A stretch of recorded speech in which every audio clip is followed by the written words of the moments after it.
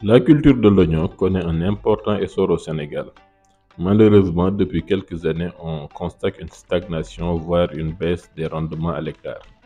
Fort de cela, la Célevo a introduit une nouvelle variété hybride d'oignon dénommée Takai qui fait ses preuves depuis quelques années.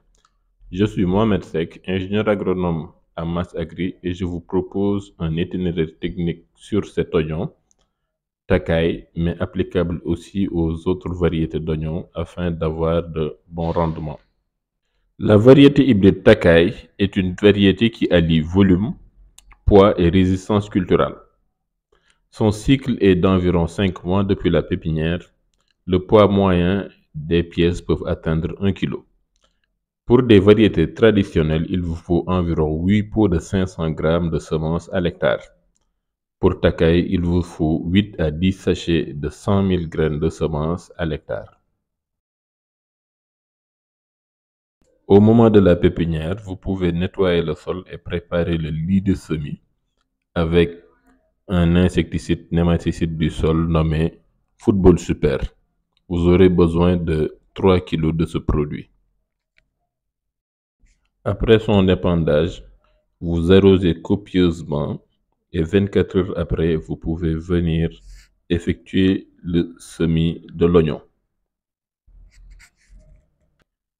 Après cette opération, vous arrosez encore copieusement avant de couvrir la pépinière avec de la paille. Une semaine après, vous pouvez relever la paille et constater l'émergence de la pépinière. Vous aurez besoin alors de faire un traitement fongique à base de athlète ou de jumper à raison de 100 g par pulvérisateur. Ce traitement va servir à éviter la fonte de semis. Une semaine après, vous pouvez venir effectuer un traitement avec l'insecticide Sava-Allé à raison de 60 g par pulvérisateur de 16 litres. Cet insecticide va protéger la pépinière contre les insectes piqueurs-suceurs. Vous pouvez renouveler l'opération tous les 15 jours. Pour fortifier la pépinière, Solevo vous conseille d'utiliser son engrais foliaire Nutrigofol démarrage pour une application de 2 capuchons par pulvérisateur de 16 litres. L'opération doit être renouvelée 1 à 2 fois par semaine, tout le long du cycle de la pépinière. En attendant la maturité de la pépinière, vous pouvez aménager le site qui doit recevoir l'oignon. Il vous faut donc amener de la matière organique et 150 kg d'engrais de fond 1846 DAP. Ils seront enfouis lors des travaux du sol par les machines. Le jour du semis, vous pouvez utiliser un herbicide sélectif nommé Alligator. Vous aurez besoin de 4 bouteilles par hectare. La dose par pulvérisateur est de 2 verres de thé par pulvérisateur.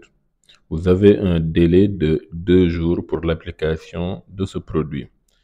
Cet herbicide va bloquer tous les herbes en dehors de l'oignon pour permettre l'émergence et la croissance de l'oignon sans concurrence des mauvaises herbes. Certains producteurs préfèrent un autre herbicide nommé icocadinier. Dans ce cas, vous aurez besoin de 2 à 3 litres à l'hectare et la dose par pulvérisateur est toujours de 2 verres de thé par pulvérisateur de 16 litres. À la deuxième semaine, vous allez appliquer un insecticide systémique nommé K-Optimal. La dose à l'hectare est de 1 litre et la dose par pulvérisateur est de 40 ml par pulvérisateur. Il est très efficace contre les piqueurs-suceurs, en particulier les thrips. Durant cette phase de croissance, chaque semaine, il faudra appliquer aussi un engrais foliaire nommé Nutrigofol démarrage à raison de 4 couvercles par pulvérisateur de 16 litres.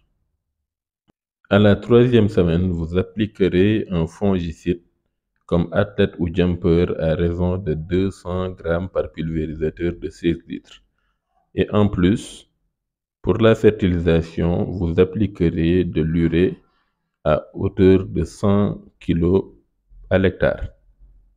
À la 4e semaine, vous appliquerez un insecticide acaricide nommé Bomec à hauteur de 1 litre à l'hectare, soit 40 ml par pulvérisateur de 16 litres.